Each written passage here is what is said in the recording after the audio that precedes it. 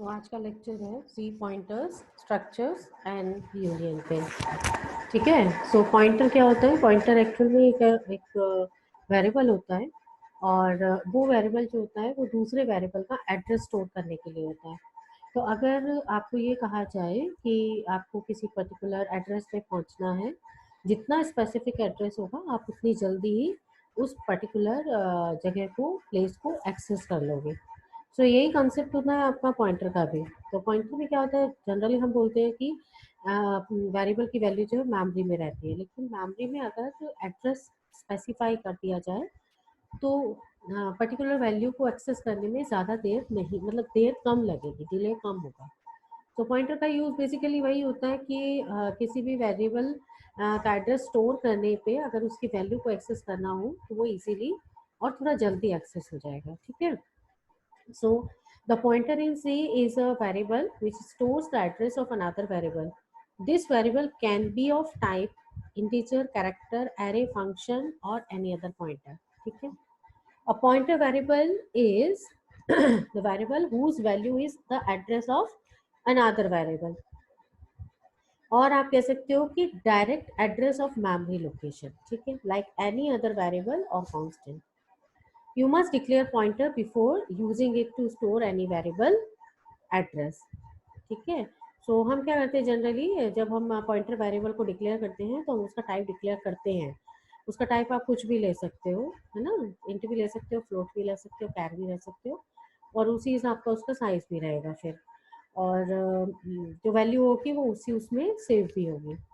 ठीक है। सो उसी टाइप में सेव होगी, है ना। तो टाइप, और जब भी हम पॉइंटर वेरिएबल को डिक्लेयर करते हैं, जैसे हमने मान लीजिए एक नॉर्मल वेरिएबल को हम डिक्लेयर करते हैं इंट पी, तो पॉइंटर वेरिएबल को हम डिक्लेयर करेंगे इंट स्टार पी, है ना। ये डिफरेंस होता है। जैसे यहाँ पे आप देखो तो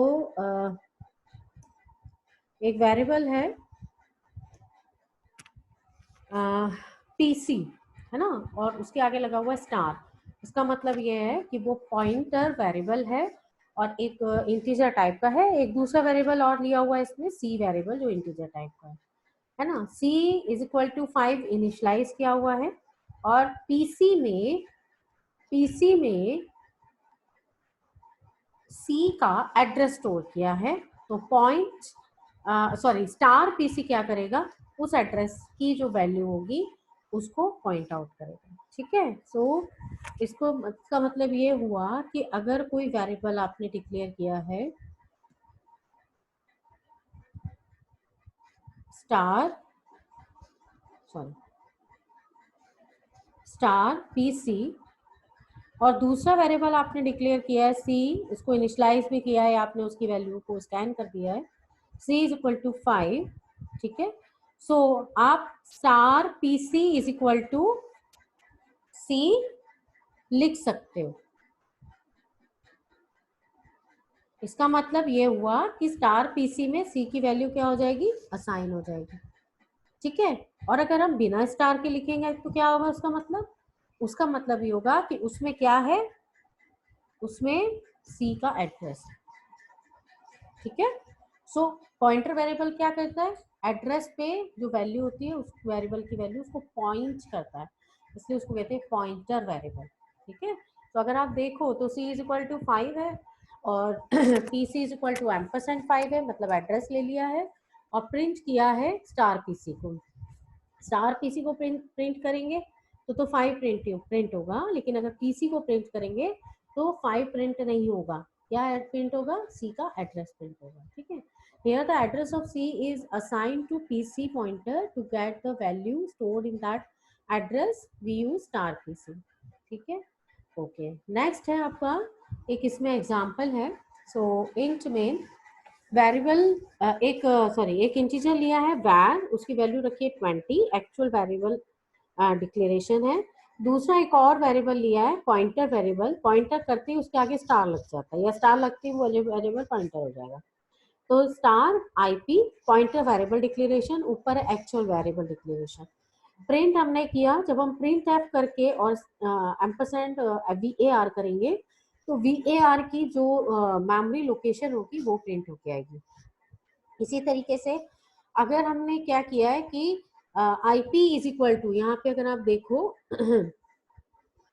IP में क्या स्टोर कर दिया है, VAR का एड्रेस स्टोर कर दिया है।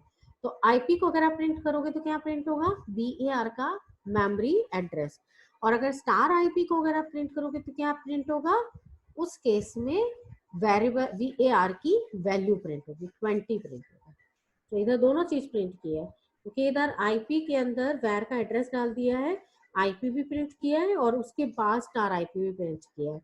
स्टार IP क्या करेगा, इसकी एड्रेस की वैल्यू को पॉइंट आउट करेगा। तो आपको एक चीज इक्वल करनी जरूरी है यहाँ पे, या तो आपने क्या किया, IP इज इक्वल टू उसमें एड्रेस असाइन कर दिया है, या फिर आप इसकी जगह ये भी लिख सकते हो कि आप star IP is equal to VAR कर दो। अगर आप ये ना भी लिखते IP is equal to %R और आप ये लिखते उसकी जगह पे, तो भी सेम ही वैल्यू जो होगी वो प्रिंट होगी। स्टार IP में 20 प्रिंट होगा और IP वाले स्टेटमेंट में एड्रेस प्रिंट होगा। ठीक है,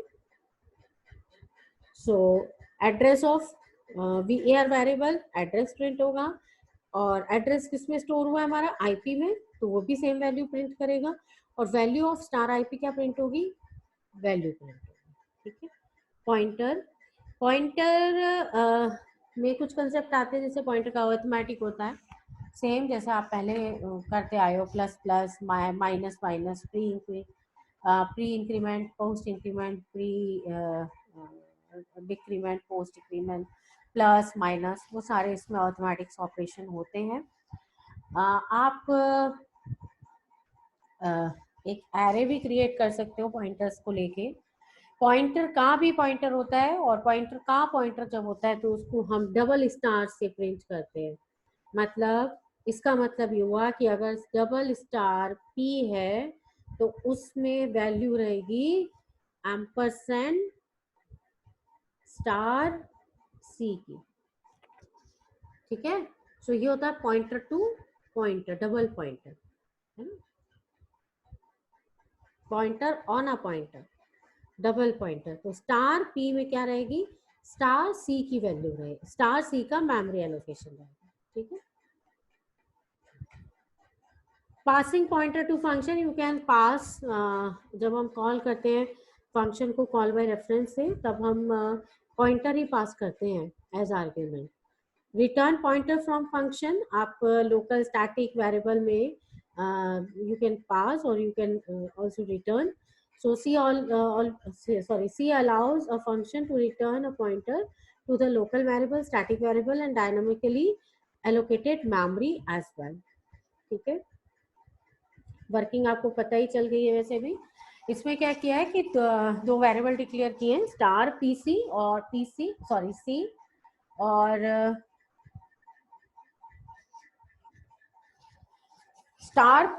C की वैल्यू 22 है, और जो प्रिंट करा है एड्रेस ऑफ C में %C यानी C का एड्रेस स्टोर होगा। ठीक है, एड्रेस प्रिंट होगा, और जब एड्रेस प्रिंट करने के लिए इन्होंने जो फॉर्मेट स्पेसिफाई लिया है वो %P लिया है ना। %P किसके लिए होता है, वो प्रिंट का फॉर्मेट स्पेसिफाई, सॉरी पॉइंटर का फॉर्मेट स्पेसिफायर है। ठीक है, अच्छा उसके बाद एड्रेस ऑफ C, तो इन्होंने %C से कर दिया है, वैल्यू ऑफ C से इन्होंने C प्रिंट करा दिया। तो यहाँ पे %D लिया है तो वैल्यू प्रिंट कराई है, और पॉइंटर लिया है जब इन्होंने उसका एड्रेस प्रिंट कराया है ना। अब PC में हमने क्या कर दिया, %C, यानी PC में हमने क्या किया, C वेरिएबल का एड्रेस स्टोर कर दिया। तो जब हम PC प्रिंट करेंगे तो क्या होगा, एड्रेस स्टोर होगा, एड्रेस प्रिंट होगा, और जब हम स्टार PC प्रिंट कराएंगे तो वैल्यू प्रिंट होगी। ठीक है, इसी तरीके से C की वैल्यू हमने चेंज करी 11, तो जब हमने 11 कर दी तो यहाँ पे क्या होगा, यहाँ पे तो एड्रेस प्रिंट होगा, और स्टार PC में क्या होगा, उसका वैल्यू प्रिंट होगा। ठीक है, जब हमने 2 वैल्यू कर दी स्टार PC की, अब हमने स्टार PC की वैल्यू 2 कर दी है, तो स्टार PC की वैल्यू 2 करने का मतलब है C की वैल्यू भी क्या हो गई है, 2 हो गई है, क्योंकि हमने ऊपर यहाँ पे डिक्लेयर किया है कि PC में C का एड्रेस रहेगा, तो स्टार PC में क्या रहेगा, C की वैल्यू रहेगी, है ना। स्टार PC क्या करेगा, C की वैल्यू को पॉइंट करेगा। तो अगर हमने स्टार PC को प्रिंट कराया सॉरी स्टार पीसी को इनिशियलाइज करा है 2, इसका मतलब वो वैल्यू किसकी है, वो वैल्यू सी की है। तो जब हम सी की वैल्यू अप प्रिंट करवाएंगे तो वो 2 प्रिंट करेगी, और एम्परसेंड सी में वो वेरिएबल का एड्रेस। तो इन दोनों तीनों केस में क्योंकि सी तो एक ही मेमोरी लोकेशन पे है, बस उसकी वैल्यू चेंज हो रही है तीनों बार। जब आप परसेंट सी कर रहे हो या पीसी लिख रहे हो या c star pc is equal to 2 के बाद आप परसेंट सी प्रिंट करा रहे हो, एड्रेस प्रिंट करा रहे हो, तो तीनों चाहे वैल्यू 12 हो, 22 हो, चाहे 11 हो, चाहे 2 हो, इसका मेमोरी का एड्रेस तो सेम ही रहने वाला है, वैल्यू ही चेंज हो रही है ना। तो इसलिए मेमोरी का एड्रेस जो होगा तो सेम प्रिंट होगा, वैल्यू जो होगी वो अलग अलग प्रिंट होगी। ठीक है, जैसे कि पहली बार में वैल्यू है 22, एड्रेस 2686784। दूसरी बार में वैल्यू आपने चेंज करी 11, लेकिन इसका एड्रेस सेम रहा 2686784। तीसरी बार में वैल्यू आपने करी 2 तो एड्रेस लेकिन सेम रहा 2686784। ठीक है, तो आप स्टार पीसी में अगर सी की वैल्यू को स्टोर करा देते हो और स्टार पीसी को भी आप इनिशियलाइज करते हो तो वो सी की वैल्यू ही बनती है। ठीक है, ये थोड़ा पॉइंटर वेरिएबल है जिसको थोड़ा समझना ट्रिकी तो है।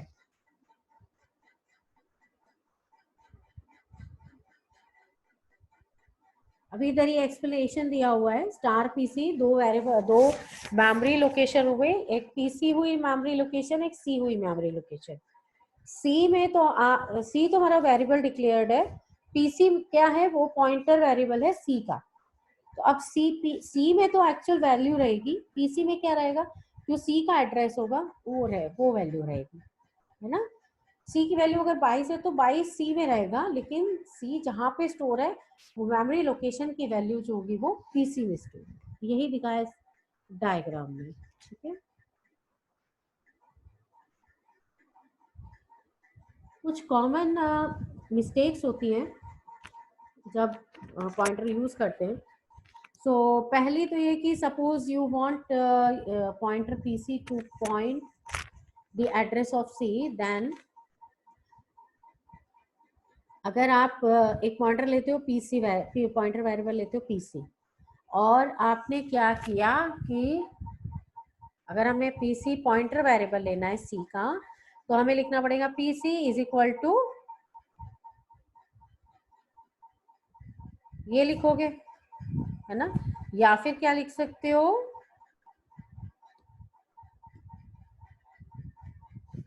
दोनों चीज सेम है, pc is equal to ampersand c, address store करेगा, star pc is equal to c, c की उस एड्रेस पे जो वैल्यू है वो पॉइंट आउट करेगा। तो अगर आपने इसको डिक्लेयर कर दिया ये, तो ये आपका रॉन्ग हो जाएगा, ये मिस्टेक है ना। तो कभी भी आप पॉइंटर वेरिएबल अगर ले रहे हो और स्टार के साथ उस पॉइंटर वेरिएबल को नहीं लिख रहे हो, तो आपको असाइन जो करना है वो एड्रेस असाइन करना है। ठीक है, star c, sorry ampersand c is address but star pc is not. It means कि आप ये तो सही डिक्लेरेशन है, लेकिन आप ये डिक्लेयर नहीं कर सकते, क्योंकि जब स्टार लग जाता है तो उस मेमोरी लोकेशन पे जाके उसकी वैल्यू को वो पॉइंट आउट करेगा। ठीक है, both ampersand c and pc are addresses, both c and star pc are values.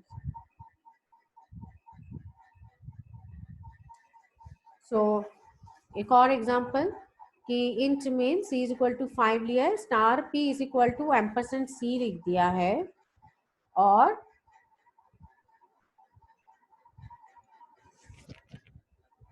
Star pc नहीं,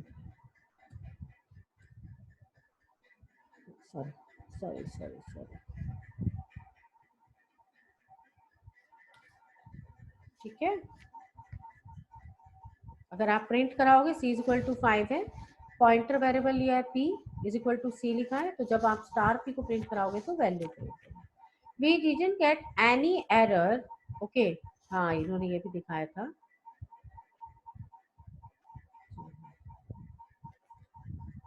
एक ये भी केस है। So it's it will not get an area, it will not give any error. It's because int star p is equal to ampersand c is equivalent to int star p is equal to ampersand c. In both cases we are creating pointer p, not star p, and assigning ampersand c to it. To avoid this confusion, आप कभी भी इस तरीके का, मैं तो recommend करूंगी इस तरीके का नहीं लिखना। आप star p is equal to ampersand c आपके लिए भी वो रहेगा कंफ्यूजिंग, और कंपाइलर के लिए भी रहेगा। तो मैं इसको ठीक कर दे रही हूँ प्रोग्राम को। मैं नहीं चाहती हूँ कि आप इस तरह का प्रोग्राम लिखें। नाउ दिस इज करेक्ट, है ना? सो मैं इसको नहीं चाहूंगी कि आप इसको लिखें।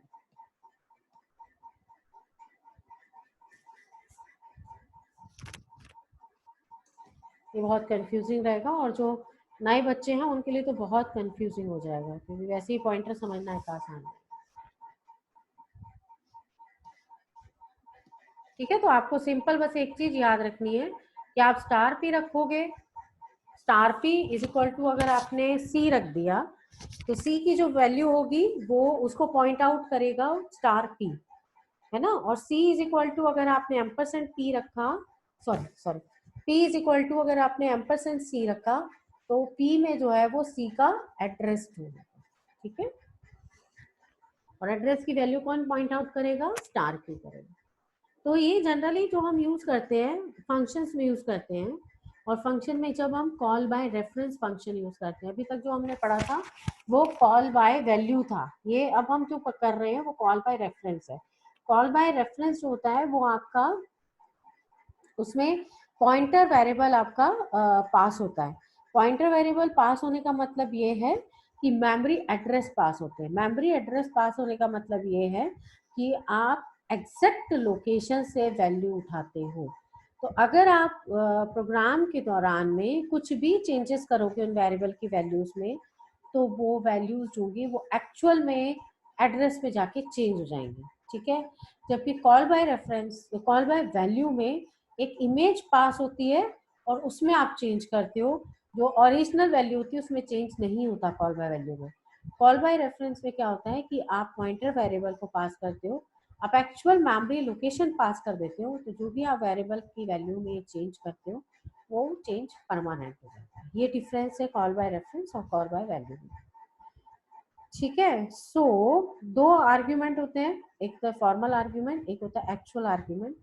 फॉर्मल एक्चुअल आर्ग्यूमेंट होता है the parameters that appear in function call, और फॉर्मल पैरामीटर होता है या फॉर्मल आर्ग्यूमेंट होता है द पैरामीटर और argument that appears in the function declaration. For example, एक इन्होंने फंक्शन लिया है int sum int a comma int b. The a and b parameters are formal parameters. We are calling the function like int s is equal to sum tan 20. तो tan 20 जो है वो actual argument हुए, और जब ये पास होते हैं तो ये फॉर्मल आर्ग्यूमेंट है। ठीक है,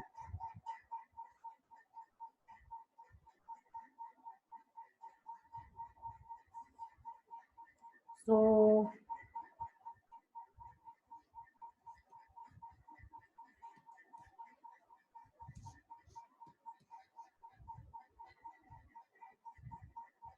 थोड़ा सा इसको क्लियर, थोड़ा सा मैं इसको और क्लियर करती हूँ।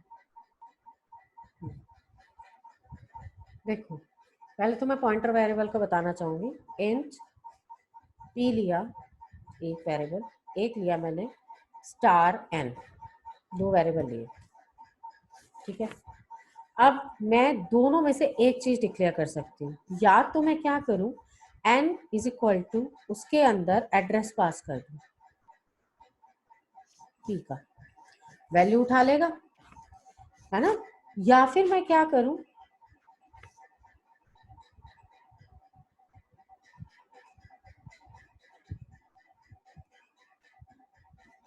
वो भी वैल्यू उठा लेगा, है ना? या तो मैं ये कर सकती हूँ, है ना, जो हम जनरली वैल्यू असाइन करते किसी वेरिएबल में, या फिर मैं क्या कर सकती हूँ, n is equal to ampersand p कर सकती हूँ।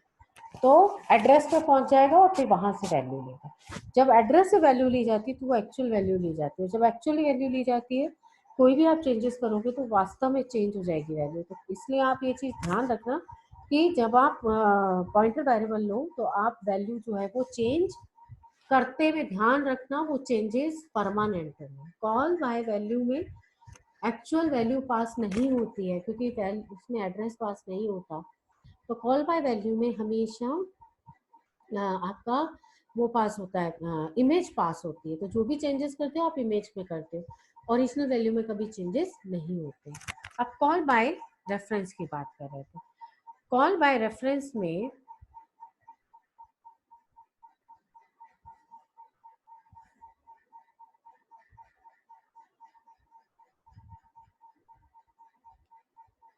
कॉल बाय रेफरेंस में एक चीज आप ध्यान रखना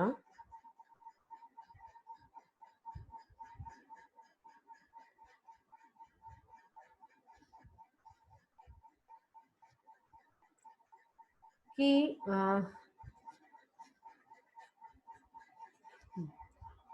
कॉल बाय रेफरेंस में आप लोग एक चीज ध्यान रखना कि जब भी आप वैल्यू पास करोगे तो वैल्यू आप एक्चुअल में नहीं पास कर रहे हो। आप क्या पास कर रहे हो? आप एड्रेस पास कर रहे हो।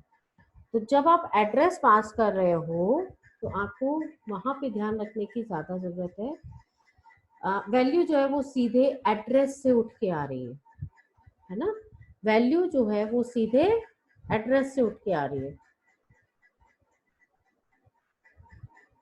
एक सेकेंड, पता नहीं कंट्रोल इसका कहाँ गया। चलो कोई नहीं। सो वैल्यू जो है इसमें एड्रेस से उठ के आने की वजह से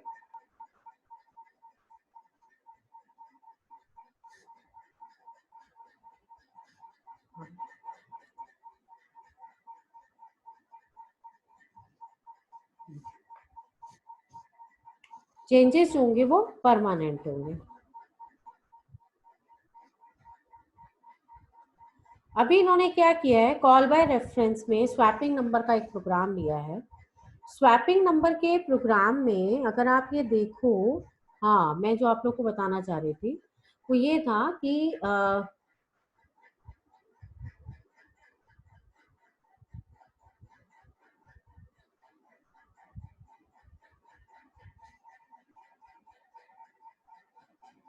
एक हमने फंक्शन लिया,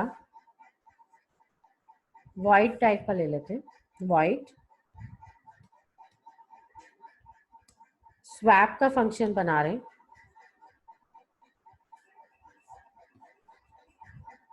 डिक्लेयर कर रहे हैं। सॉरी, दो इंटीजर टाइप के पॉइंटर वेरिएबल ले रहे हैं। तो आप इसको ऐसे भी डिक्लेयर कर सकते हो और आप इसको एक दूसरे तरीके से भी डिक्लेयर कर सकते हो, ऐसे भी कर सकते हो और इसको आप ऐसे भी डिक्लेयर कर सकते हो।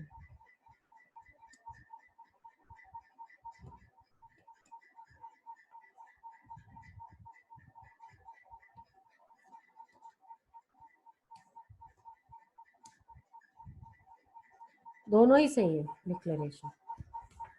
ठीक है, अब आपने क्या किया, कॉल किया, सॉरी वॉइड मेन, और उसमें आपने स्वैप फंक्शन को कॉल किया। लेकिन अभी हम इसमें क्या कर रहे हैं, अभी हम इसमें दो वैल्यूज पास कर रहे हैं, दो आर्ग्यूमेंट्स पास कर रहे हैं। तो इसका मतलब ये हुआ कि हमें पहले दो इसमें वेरिएबल डिक्लेयर करने पड़ेंगे, है ना। सो हमने इनिशियलाइज भी कर दिया, हम स्कैन नहीं कर रहे हैं, आप स्कैन भी कर सकते हो। इनिशियलाइज किया और हमने इसमें क्या किया, कॉल किया फंक्शन को, और फंक्शन को कॉल करने पे हमने यहाँ पे इनके एड्रेस को पास कर दिया। ठीक है, कॉल हो गया। कॉल होने के बाद इस फंक्शन के हमने डेफिनेशन लिखी।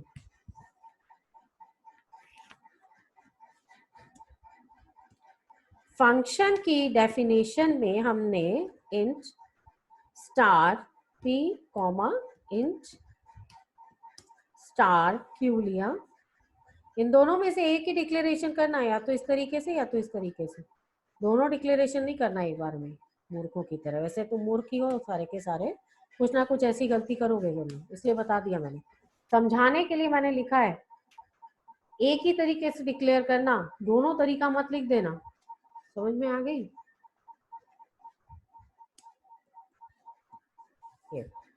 अभी इसमें क्या किया आपने, एक डिक्लेयर एक वेरिएबल और डिक्लेयर किया, और जो हम सिंपल एक कंसेप्ट लगाते हैं, उसी कंसेप्ट से हम ये प्रोग्राम करेंगे कि हमने टी में स्टार पी की वैल्यू को डाला, स्टार पी खाली हो गया, स्टार पी में हमने स्टार क्यू को डाला, स्टार क्यू खाली हो गया, और फिर स्टार क्यू में हमने टी को डाला, ये लिखते हो।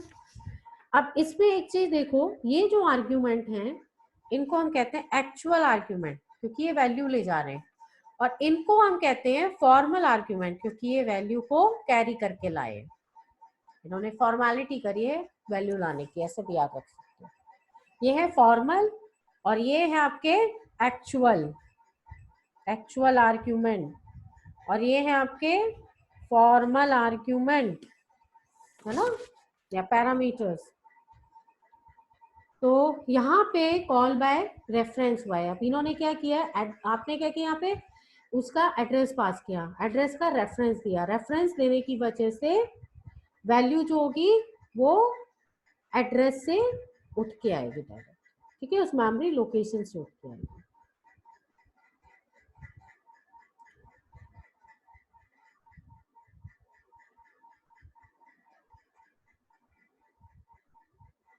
ठीक है, सो ये तो था पॉइंटर।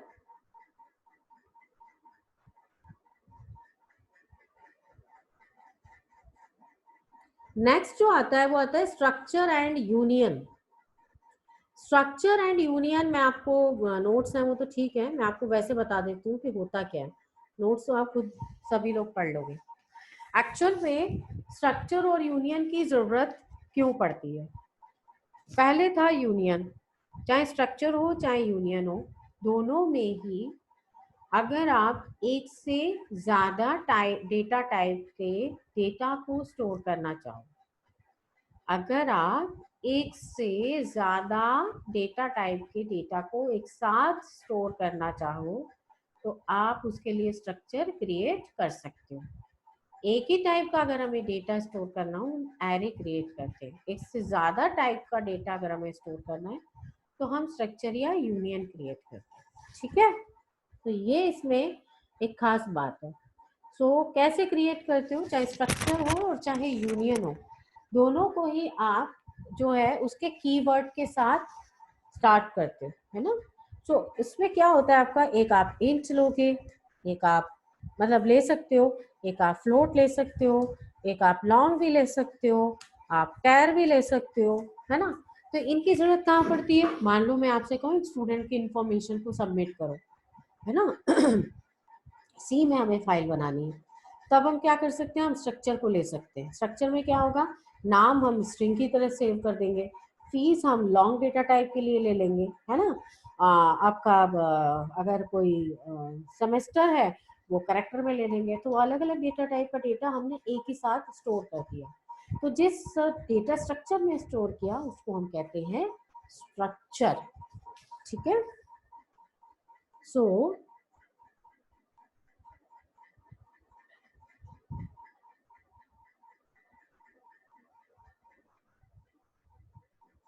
पहले यूनियन देख लो। A union in C programming is user defined data type which may hold members of different sizes and type, है ना। यूनियन में कभी भी डेटा जो यूनियन और स्ट्रक्चर का मैं डिफरेंस अभी आके बताऊंगी आपको, लेकिन दोनों को डिक्लेयर करने का तरीका एक ही है।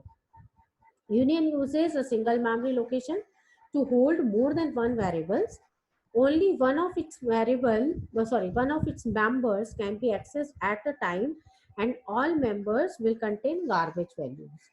The memory required to store a union variable is the memory required to for the largest element of the union, ठीक है।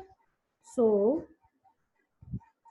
सिंगल मेमोरी लोकेशन पे यूनियन पे डेटा स्टोर होगा। तो एक इन्होंने यहाँ पे एक यूनियन क्रिएट किया है, एम्प्लॉय का डेटा, उसकी एज और उसकी सैलरी ली है। तो इन्होंने क्या किया, पहले एक यूनियन नाम का एक यूनियन कीवर्ड यूज करके और एम्प्लॉय नाम का यूनियन क्रिएट किया है। उसके अंदर दो वेरिएबल डिक्लेयर किए हैं, एक है इंटीजर टाइप का, दूसरा है लॉन्ग टाइप का। ठीक है, so here we define union with the name, union name and two members, int age and long salary.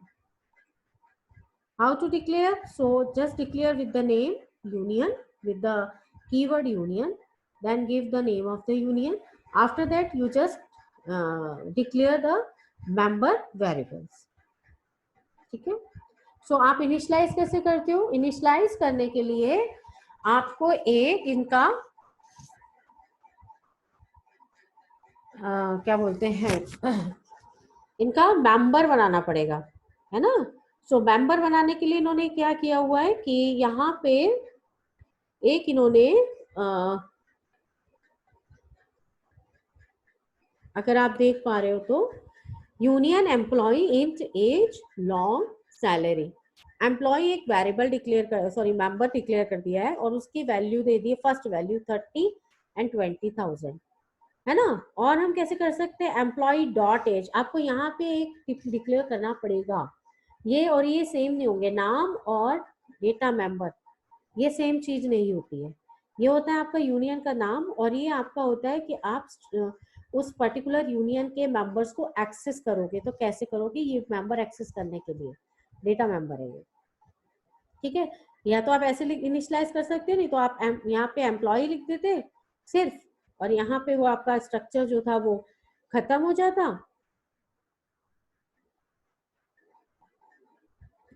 और आप इसको ऐसे भी कर सकते थे इनिशियलाइज, एम्प्लॉय डॉट एज और एम्प्लॉय डॉट सैलरी, ऐसे भी कर सकते हैं। तो दोनों तरीके हैं जो आपको ठीक लगे। ठीक है सो इसका यूज क्या है, इसका यूज ये है कि the important use of union is aligning access to common memory location by different data types, hardware input output access, bit field, word sharing, ये सब में यूनियन का यूज होता है। ठीक है, स्ट्रक्चर भी आपका सेम होता है। स्ट्रक्चर में क्या होता है, is a set of structure is a user defined data type, है ना। सो इसमें भी आप डिफरेंट टाइप के डेटा टाइप्स के डेटा को रख सकते हो, है ना। सो इसमें इन्होंने क्या किया है कि एक स्ट्रक्चर क्रिएट किया है,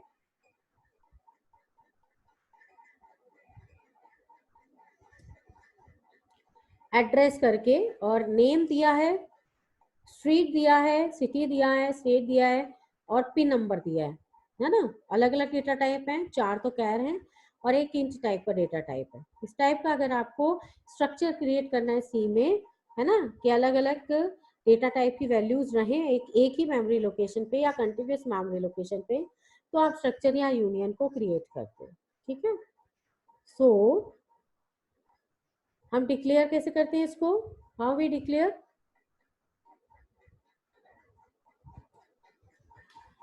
variable declaration with structure declaration. Struct point, आपने 2 पॉइंट ले लिए, इंट एक्स और वाई, है ना।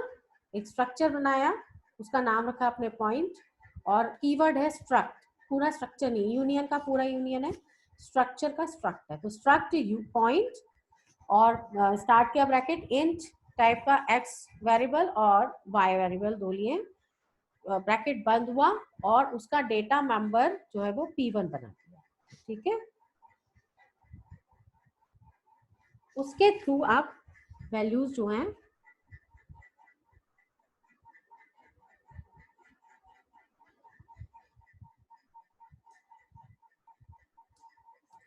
एक्सेस कर सकते हो। इनिशियलाइज कैसे कर सकते हो, सेम आप इनिशियलाइज कर सकते हो। आपने एक पॉइंटर बनाया स्ट्रक्चर बनाया पॉइंट, और जब आप उसको डिक्लेयर कर रहे हो वहीं पे आप उसकी वैल्यू को इनिशियलाइज कर सकते हो, है ना। अच्छा, और दूसरा कैसे कर सकते हो आप, दूसरा इस तरह से कर सकते हो, आपने दो वेरिएबल बनाए और दोनों वेरिएबल बनाने के बाद आपने मेन में उस स्ट्रक्चर को कॉल किया और कॉल करने पे आपने उसके मेंबर डेटा मेंबर एक्सेस से उसको इनिशियलाइज कर दिया, है ना। आप ऐसे भी कर सकते हो।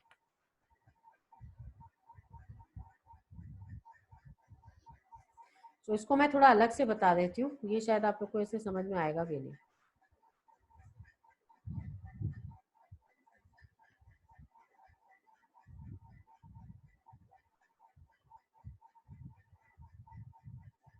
तो मैं इसको थोड़ा सा अलग बताती हूँ।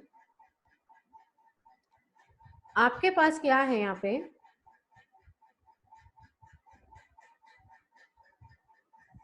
आपको डिक्लेयर करना है डिफरेंट डेटा टाइप्स के साथ एक स्ट्रक्चर आप विद इन प्रोग्राम भी कर सकते हो, आउटसाइड ऑफ द प्रोग्राम भी कर सकते हो।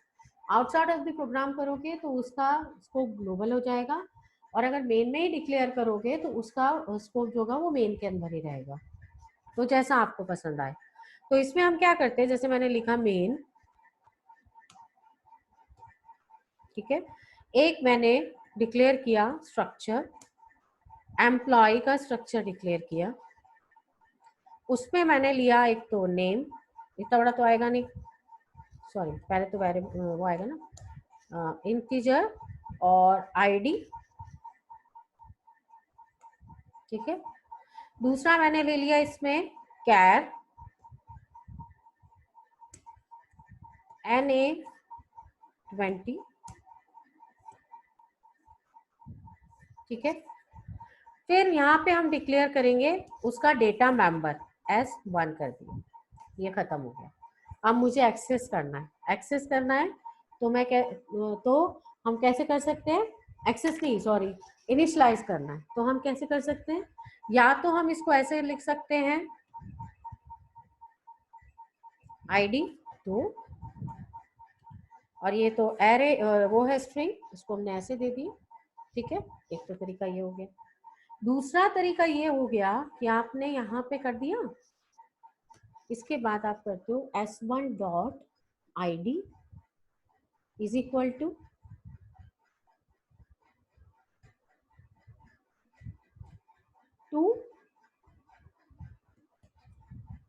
S1 dot NA is equal to, ऐसे भी कर सकते हो।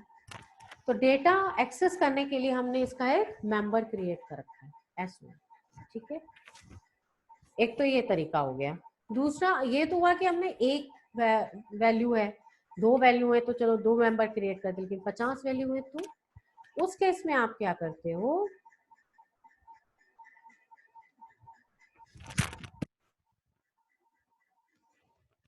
आप एक और वेरिएबल डिक्लेयर करते हो जो कि स्ट्रक्चर के बाहर होगा, इंट आई।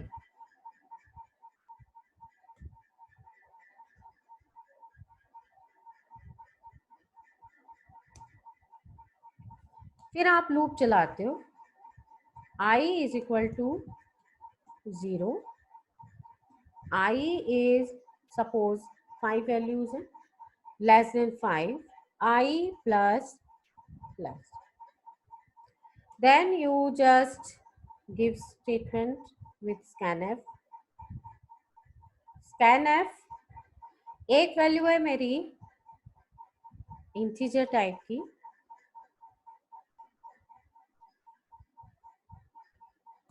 दूसरी वैल्यू है मेरी स्ट्रिंग टाइप की, और एक के लिए मुझे एड्रेस देना पड़ेगा,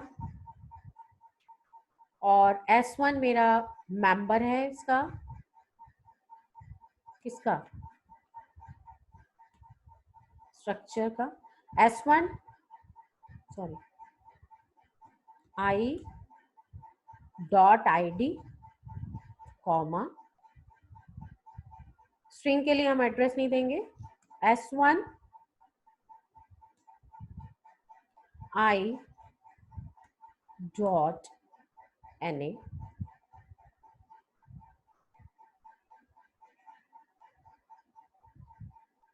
स्कैन कर दिया।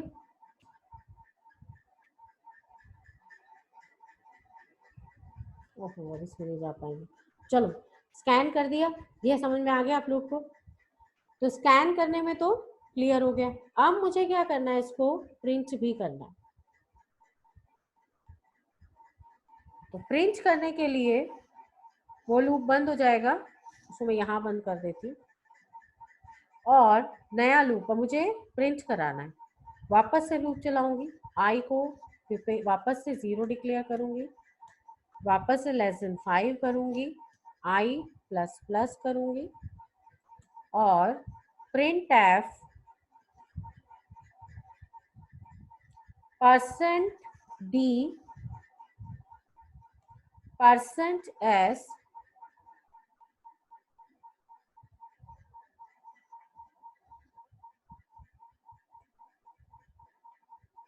s1 dot sorry s1 I dot id s1 I dot na।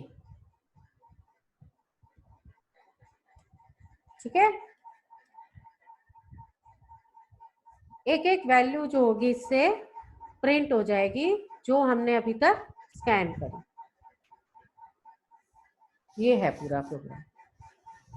एक अगर एक्सेस करना है तब तो कोई दिक्कत ही नहीं है, एक मेंबर बनाओ और एक्सेस कर लो जैसे हमने पहले किया। लेकिन एक से ज्यादा करने हैं तो उसके लिए एरे बनाना पड़ेगा, और एरे कैसे स्कैन होगा, प्रिंट होगा, वो मैंने यहाँ लिख दिया है ना। सेम यूनियन का रहेगा, बस उसमें वर्ड क्या हो जाएगा, यहाँ पे स्ट्रक्ट की जगह यूनियन हो जाएगा, यहाँ भी क्या हो जाएगा यूनियन, सॉरी यहीं पे रहेगा यूनियन, बाकी तो सेम ही रहेगा। ठीक है, कोई दिक्कत नहीं होनी चाहिए मेरे ख्याल से इसमें। और ये हुआ array, sorry array of structure, है ना। और दूसरा ये है कि अगर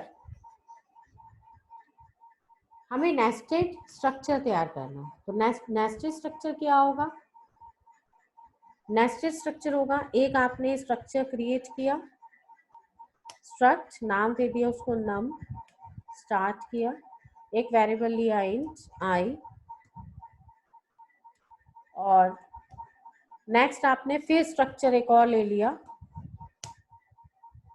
और उसको नाम दे दिया आईडी, और उसमें आपने मान लीजिए एक एक्स रख लिया कोई वेरिएबल,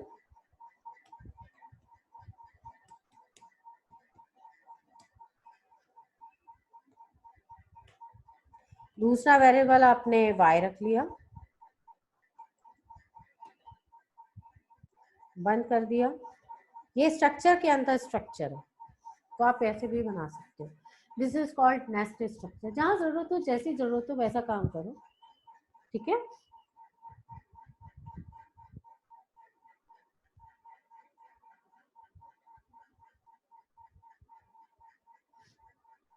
सो अभी इसमें देखते हैं और हमारा कुछ रह तो नहीं गया इसमें, मेरे ख्याल से तो मैंने क्लियर कर दिया। क्रिएट एरे ऑफ स्ट्रक्चर्स, ये मैंने अभी आप लोग को बताया कैसे एरे क्रिएट होगी। अब इसमें जो है वो डिफरेंस की बात आती है, यूनियन और स्ट्रक्चर में डिफरेंस की बात आती है। यूनियन भी सेम चीज है, स्ट्रक्चर भी सेम चीज है, तो फिर क्या डिफरेंस है दोनों में और क्यों अलग अलग है। फिर तो अगर सेम ही चीज है तो फिर उसको ऐसे इस तरीके से डिक्लेयर करना ही नहीं चाहिए, मतलब एक ही चीज होनी चाहिए, या तो वेरिएबल हो, सॉरी स्ट्रक्चर हो, या फिर यूनियन हो। दोनों है तो कोई रीजन होगा, है ना। सो रीजन ये है कि अगर हमें वर्ड शेयरिंग करनी हो, है ना, या हमें बिग फील्ड पे काम करना हो तो यूनियन को यूज करेंगे, अदरवाइज प्रीफर करेंगे स्ट्रक्चर को यूज करने में। तो मेन डिफरेंस है, वो मेन डिफरेंस ये है इसमें कि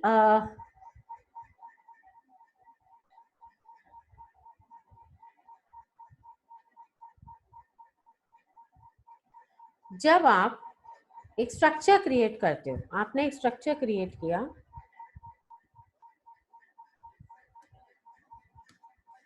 और उसमें आपने वेरिएबल रखे इंट n और फ्लोट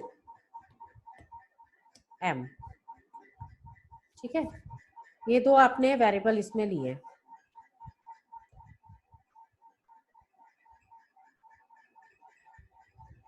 ठीक है।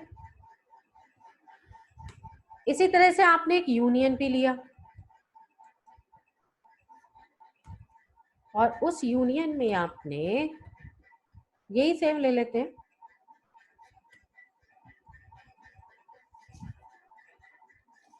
ठीक है। अभी इसमें आप ये चीज देखो कि एन कितने इंटीजर कितना लेगा बाइट, 4 बाइट है ना, और 32 या उससे ऊपर है तो, और हम बात करते हैं 62 की, तो सॉरी 16 की। 16 बिट कंप्यूटर में इंटीजर कितनी बाइट लेगा, या चलो आप और इजी में इसको बना देती हूँ, ये बन गया कैर, और इसमें एक आप और लो,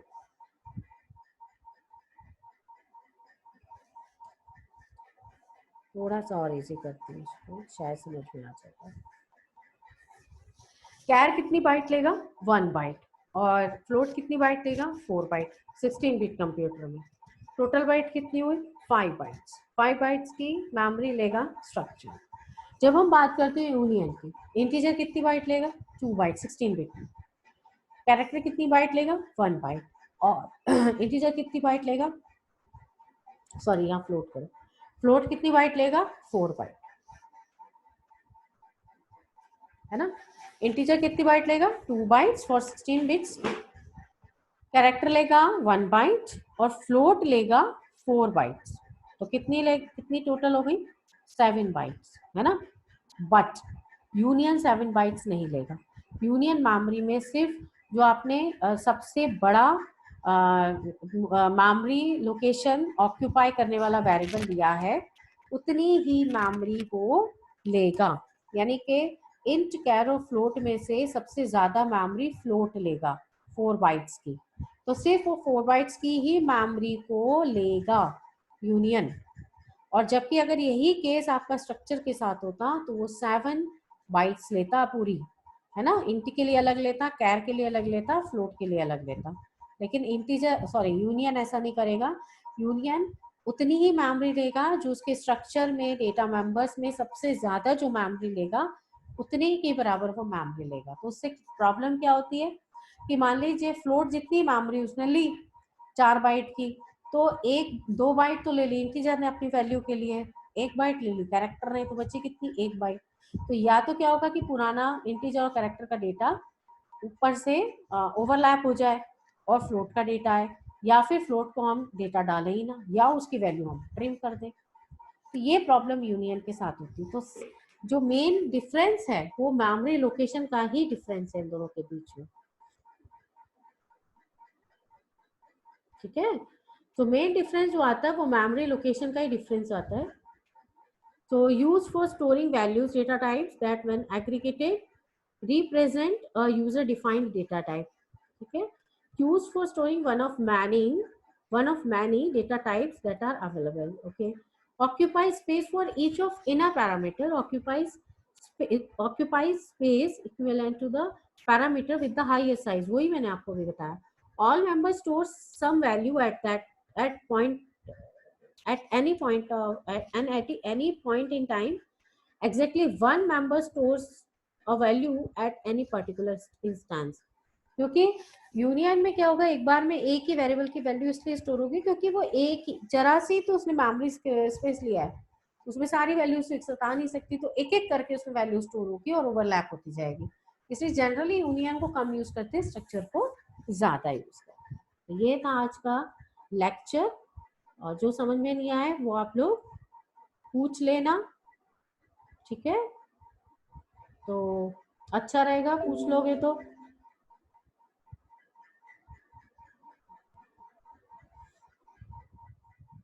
है ना। तो इसको यहीं पे एंड करते हैं।